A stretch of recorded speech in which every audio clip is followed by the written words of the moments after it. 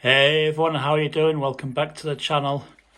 More observant members of the Lone Wolf Ham Radio channel will realise that I've been building some rails for my Yaesu 857, and because I'm operating in a Yaesu 857, I'm also using a Digirig. So this is the Digirig in question. It's a great little unit. It's got my audio and serial connections.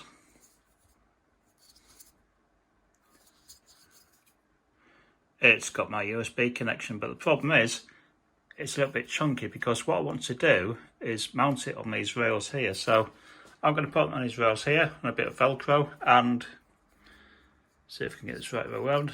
If I go like that,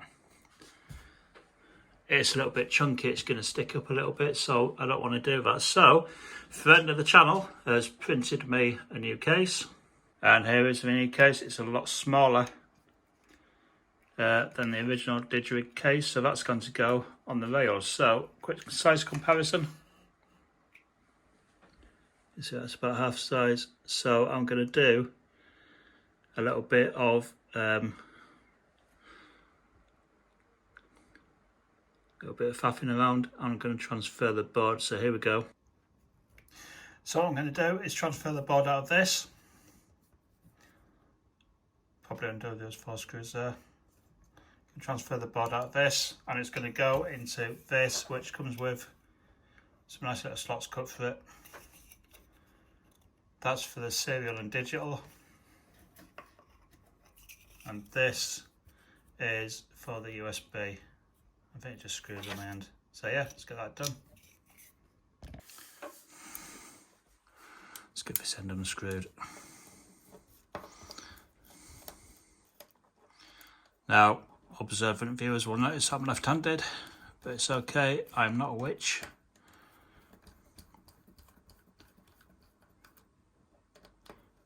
Just means I can't use scissors. So let me know if you're left-handed in the comments. I'm kidding. Right, so that's the plate off. Oops.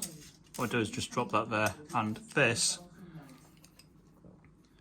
is the circuit board for the actual Digirig itself, which just pulls out. Just pulls out. There we go. There. Let's have a look at that. So here we have the Digirig Mobile, which is made by Kilo Zulu Tango X-Ray, and it's got a you can see that it's got an RS232 chip on there.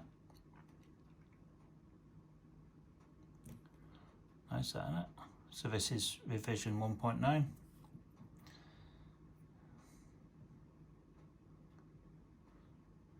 These are the audio and PTT connections, and at the end we've got the USB-C connection. And what I also have, as I said before, is my new enclosure. So we're going to put this into here.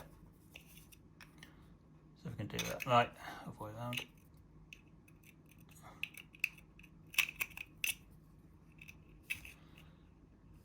I'm just going to slide that in, and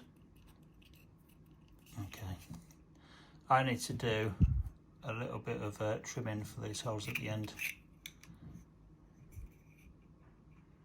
Just make them a little bit bigger, I think.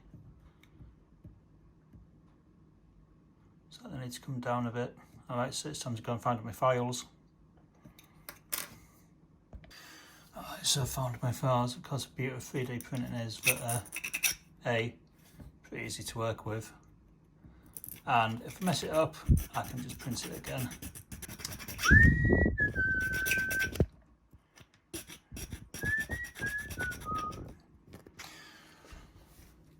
So there we go then. A little bit of fine tuning, a little bit of filing on this end, a little bit of filing for this end cap because the circuit board protrudes ever so slightly, but I think a little bit of hot glue or something will fix that. There's a hole here. There's a hole here for screws, so I'll dig a screw out of my box of junk and see if it holds together. And when that's all done, it will look like this. The rig will go there, and a bit of Velcro, and it's got nicer profile now. It's a bit smaller. And then on this side, there's going to be a bracket with two breakout coax cables for the 270 connection on the back and VHF connection on the back. So they're going to come here. This means I can get this and I can run it from my little day sack. So there you go. A little bit of DIY for a Sunday afternoon. Hope you enjoyed it. If you like what you see, then please subscribe. Click the like button and share with your mates. That's it for now. So that's Lone Wolf Ham Radio 73's. All the best.